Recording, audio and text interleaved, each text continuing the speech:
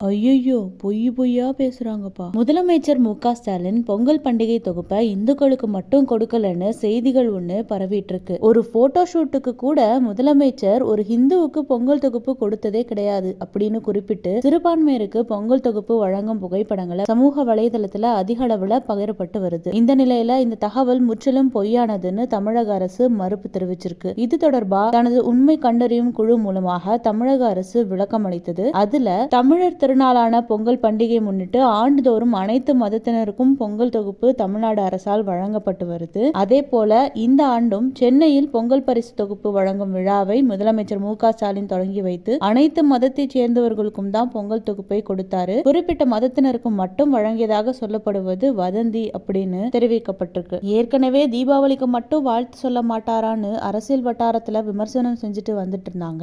இப்ப பொங்கல் தொகுப்பு கொடுக்கறதுலயும் இந்துக்களை கைவிட்டுட்டாருன்றது மாதிரி வதந்தியை பரப்பிட்டு வன்மத்தை கக்கிட்டு வராங்க நம்ம நெட்டிசன்கள்.